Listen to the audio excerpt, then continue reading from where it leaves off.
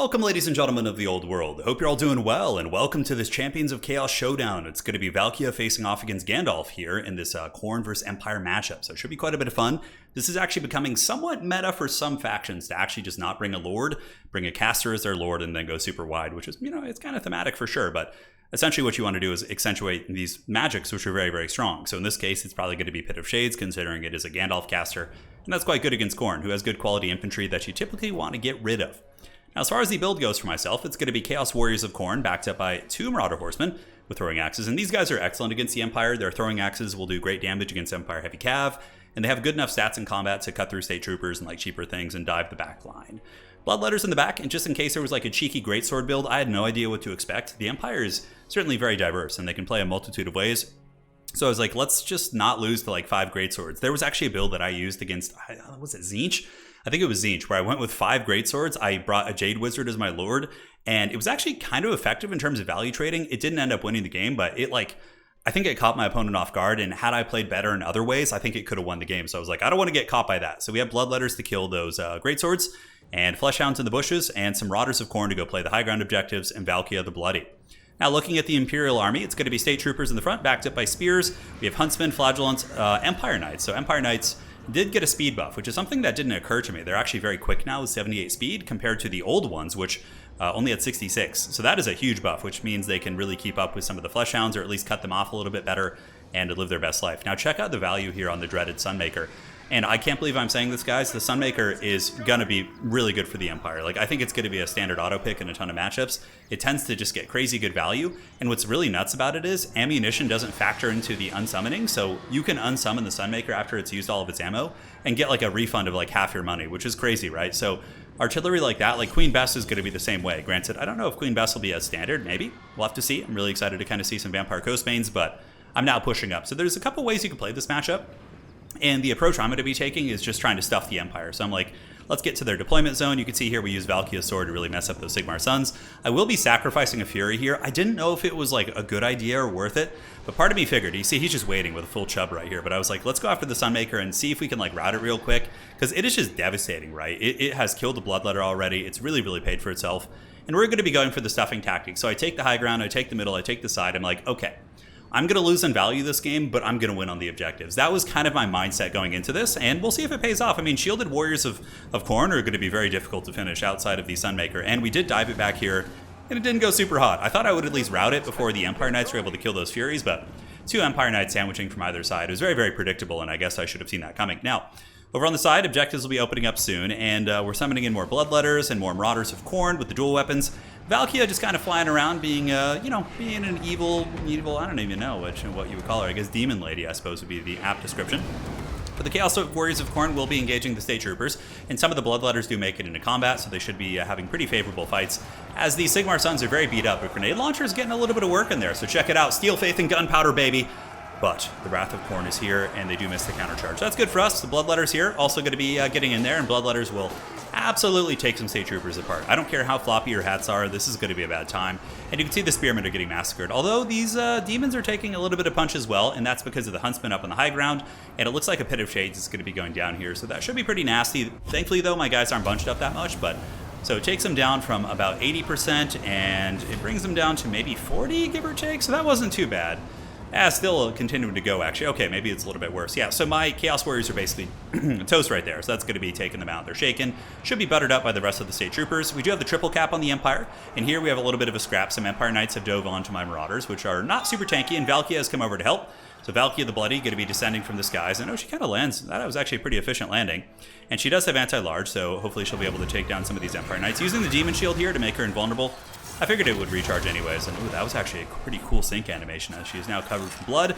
We use Furies to surround the Empire here, and we get a good little engagement. So Spearmen and Empire Knights are pretty much doomed. More Empire Knights are on their way in, but overall we do get a leadership break, which is quite nice. And the Empire is still stuffed back. I mean, the Chaos Warriors are doing good, but the waves and waves of Empire firepower is doing great. And I think this is one of the missing links I've missed in this matchup, is I always bring a big expensive lord like Volkmar, like Karl Franz, and maybe against like factions like Khorne, who you have these hard trades against in melee, you need to further accentuate things that can clear out infantry instead of actually bringing a lord, right? And that really has been something I've been experiencing quite a bit lately. And yeah, I think in some matchups it's going to be a big thing. which is a bit of a shame because I really love the Empire Lords. I think they're very cool, but it's also pretty neat to have like a Gandalf type character leading your army, right? Like you can make your own narrative and kind of play however you like, but in the middle, we do get broken off. Obviously there's a ton of grenade launchers and they're not being used offensively, like to push out in the open field. They're being used behind the walls of infantry, which seems to be pretty good. It's kind of like Vampire Coast Bombers.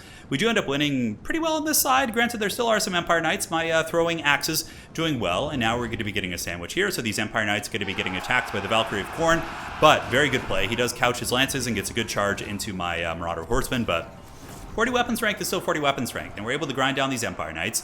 But the middle objective is going to be going to the Sons of Sigmar. The grenade launchers were able to push me out, doing some beautiful work. The high ground is still owned by us. We're using some Fleshhounds to tear through some state troopers who decided to push up, but we only have Marauders up here, as well as some basic Fleshhounds, and these poor Halberds. I summoned them in a little bit too late, and they're just going to be getting Shadow Realm. So this is what you guys are here for, a little bit of grenade action. And grenades don't have the craziest armor piercing, but volume of fire is still volume of fire, right? And these guys are just getting exploded pretty hard. There's also Huntsmen shooting them, and they're going to get to the point where the Haggard State Troopers would probably beat them. Now, over here, the Empire is, of course, taking a little bit of a lead here. They have been able to break through my Marauder Horsemen. I still have some Warriors and some Marauders, and Valkia, of course, is a good fighter, but she's not like a Scarbrand, right? Who's just going to tear through an entire formation. She's going to, stand and fight, not take much damage, and is a really good assassin character. The reason my school of thought with Valkia in this matchup was, let's bring Valkia to kill Volkmar, and to fight Karl Franz, and to fight Boris, but then he just didn't bring a Lord, right? So in retrospect, probably what you should be doing is just hunting down the Grey Wizard, just chasing the Grey Wizard into oblivion with Valkia and really making his life a hell. Because Pit of Shades is karate chopping a lot of my units. Granted, he hasn't gotten that much value with it, but even still, 800 value from I think like 2 Pit of Shades, and it has broken my units off the objective, so it's been very, very valuable. Over here, the Fleshhounds. Fleshhounds can, I think in a vacuum on the charge, Empire Knights will defeat Fleshhounds, but it's a long, grindy fight, and the Fleshhounds in numbers can drag down these Empire Knights. So what I need to do right now, I have a huge points lead, right? The playstyle I went for was really to stuff my opponent and go for victories on objectives, is I need to just like hold these 2 objectives like desperately, and also get this objective number 1. So we do get some more Bloodletters moving out, but the grenade launcher is causing problems. Fury's going to be sent in to deal with that. And Valkia doesn't have any capture weight, being a flying character, so she's not going to be able to do a whole lot there. Meanwhile, the Furies are going to be descending upon the Outriders with grenade launchers. Empire Knights waiting to butter some bread, and it looks like they're just barely going to get it. Flagellants will do okay against Bloodletters, actually. For the price point, it's not the worst engagement. But they have, high weapon strength against light armor, and the Empire Knights do get a nice side charge here. Going to be doing a little bit of HP damage against Bloodletters, but Bloodletters will do well. Oh, these are actually Zentler's Reichsguard. Okay, so that's going to be a very different picture. Yeah, the Reichsguard Knights might be able to win that. So now I'm just on 1 objective, and I believe I am at an amount of points where if I were able to hold objective 1 for the rest of the game, I would be in a position to win. But like looking at the battlefield, it's looking very, very Empire focused, right? This is a really cool, I think it's like Weisenland, or is this Nuln? I think this is Nuln, right? Like the black and red. I could be wrong, but my army's painted like Reichland and Talapine. But yeah, a little bit different than my tabletop army for sure in terms of the paint scheme. So Valkia is going to be flying back to the high ground. My Fleshhounds of Khorne are on the run, being swarmed by Pistoliers as well as Empire Knights.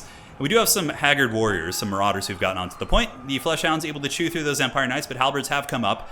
And it's looking pretty doomed for us, guys. Like, looking around, honestly, Valkia's like looking around for a fight. Most of my army has been crushed. And, now that I look back at this game, I'm kind of like, man, I think it was a big mistake to play the stuffing game, because he was able to just really get a huge value lead. I think maybe just playing more conservatively, yielding the middle and just like securing the 2 side points, and forcing the static Empire missile line to divvy up into 2 directions against your more cost-effective units probably would be the way to do this. But again, that's what this is all about, learning and practicing. We're playing with a lot of new units, so nobody really truly knows what they're doing yet, but I love this playstyle from the Empire. I think it's very strong. And you could do something similar too. Like, you could bring Balthazar Gel as well on his horse, and just bring a little bit of cheap magic, and you would accomplish something similar. Granted, Pit of Shades has become very meta because it pretty much eliminates elite units. If I decided to bring anything good, it would just get Pit of Shaded, and that's been one of my experiences in a lot of matchups for sure, which I would imagine Magic will probably get some sort of an overhaul at some point, but Magic should be strong. It's a really tricky thing to balance, right? Because a big expensive spell like an Overcasted Pit of Shades should really do good work for its wins of magic cost. Yeah, something to look at. And honestly, it didn't even really do that much this game. The Jade Wizard, or the Grey Wizard, only got like 800 value, so really just like 1 unit of Khorne Warriors, but it still did break tattered units off objectives. So we do get the Bloodletters up here, but the Empire's catching up. We go for a little bit of a cheeky back cap here as the Fleshhounds of Khorne do come and rip apart those State Troopers. And also we're going to be getting the Furies in front, so this is an opportunity for us to kind of squeak another objective here. And look how much damage these Flagellants start to take from the Furies. But to also give it back, I did use Relentless Rage, super Haggard, but I was like, you know what? I want the DPS here, so let's make it so these Furies don't die, and hopefully they'll be able to hold on for a little bit longer. So, Fleshhounds of Khorne moving across. They're going to be screaming in there, getting into Flagellants as well as the Pistoliers. Relentless Rage, you know, paying some dividends here, as the Flagellants do get ripped to shreds pretty good, and the Fleshhounds of Khorne are obviously going to make very quick work of these Pistoliers, who have now shattered. But the State Troopers going to be sending some Swordsmen over there and some Empire Knights. And that's also something that Houseplant has kind of taught me about the Empire. I think that the Empire Knights seem to be a much better variant than the Knights of the Blazing Sun. Whereas in land battles, I think Knights of the Blazing Sun have a little bit more fruit. But in domination, the cheaper variant, I think, seems a little bit better. Especially considering like some really powerful magic, right? Like I've had games where my expensive cav kind of really gets crumped but by magic. But in this case, like losing something like Empire Knights isn't going to be as bad. And plus their buffs they got to speed really makes a huge difference for them. So beautiful, beautiful Empire play, man. The grenade launchers have been so devastating this game. And you notice capture the high ground objective. At this point, it's looking a little bit grim. I'm going to get pushed off this point here. I had a little bit of a cheeky attempt to try and grab that, and also some Marauder Horsemen coming over here. Capture weight was for us for a moment, but when the State Troopers arrive in these different units, Valkia is not going to be able to make the difference, and I will be tapping out in just a moment. GG, well played, man. It was really fun, and it's super cool to see, because in my experiences, a lot of the Demon factions have been dominating the Empire, but I think Houseplant is onto something here. Like the Gandalf style, like with the caster, and it doesn't even have to be this caster. You could do a Heavens caster and use Comet of Cassandora. You could do a Life caster and go with, you know, some sort of a greatsword build to heal them up. There's all sorts of like crazy stuff you could do. Let me go ahead and show you guys the playstyle that we did here. So going here, multiplayer lobbies, host, and okay, let me get this magic going here. This is where the magic happens. Okay, maybe am I not going to be able to host it? Oh, okay, it won't let me unless I have a name. So, for the Empire, you could do something like this. And this is a build that I used that didn't necessarily like do crazy, but you go with a Life caster and you want the Power Scroll and the Pegasus.